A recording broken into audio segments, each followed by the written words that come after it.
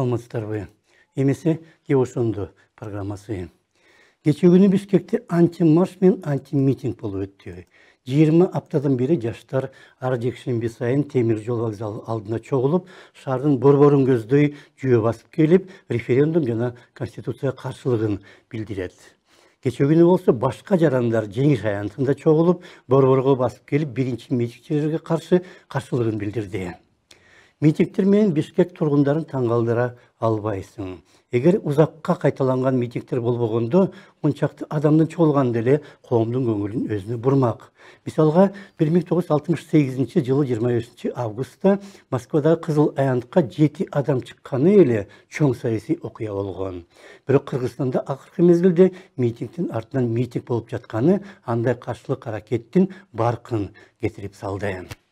Азыр бизде кандай багыттагы болбосун митингге акча алып же башка бир артыкчылыктар үчүн катышууга даяр адамдар да пайда болду.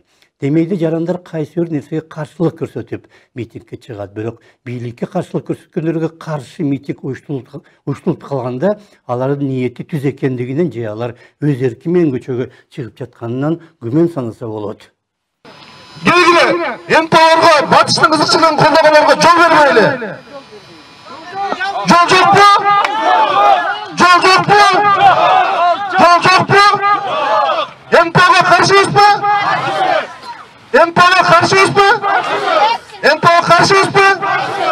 Биздин Кыргызстан азаттык жабылсынбы? Азаттык жабылсын дегенди эч ким 70 жыл ичинде угуп да ойлоп да көрбөсө керек.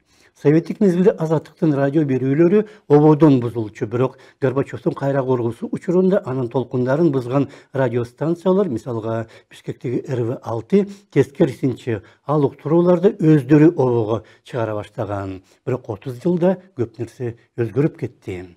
Азыр Кыргызстанда азаттыктан да курч материал даярдаган маалымат каражаттары пайда болду. Азаттыктын кадыр баркына болсо, анын айрым жетекчилери өздөрү балта чабууда. Клоп жана Осисиапи менен чогуу жасалган иликтөөлөрдө оройгата жок, бирок азаттык өз алдынча жүргүзгөн иликтөөлөрдө жасалма кол тамгалар жана башка фейктер пайда болгон.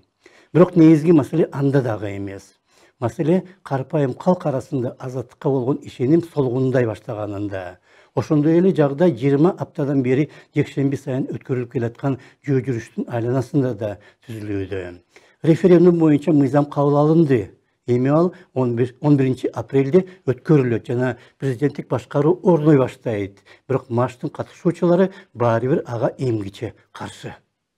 Бизде президенттик башкаруунун чектөө ага мындай көзөмөлдөө абдан маанилүү. Себеби бизде президенттер келип алып эле элдин баягы бакубатчылыгына, элдин жакшылыгына иштеп эле өзүнүн бийлигин бекемдеп, өзү үчүн иштеп атпайбы.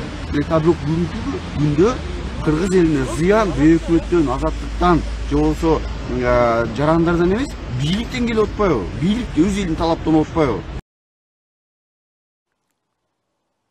Референдум тууралуу мыйзамды кабыл алуу учурунда чындап эле укуктук процедуралар бузулган. Айрым депутаттар залда жок коллегалары үчүн добуш берген. Референдумга коюла турган текст коомдо да, парламентте дагы жетиштүү талкууланбай калды. Депутаттар ага оңдоо киргизүү укугунан да айрылды. Бирок мыйзам кабыл алынды жана эми аткарылууга тийиш. Болгон нерсени артка жандыра албайсың. Ошондуктан коомдогу күчтөр тирешүүсүн токтотуп, жалпы коомдун кызыкчылыгына мунаса издеш керек. Эки тарап бири-бирин тааныбаган митинг жана жөө жүрүштөрдү мындан ары да уланта берсе, ал эч кандай оң жыйынтыкка алып келе албайт. Коомдун бузулганы жеткен чегине жетти жана эч кимди укпаган жагдай улана берсе, 90-жылдардагы Тажикстандагыдай абал кайталанып кетиши мүмкүн. Мындай тирешүүнүн эч кимге кереги жок. Ошондо саламатта калыңыздар.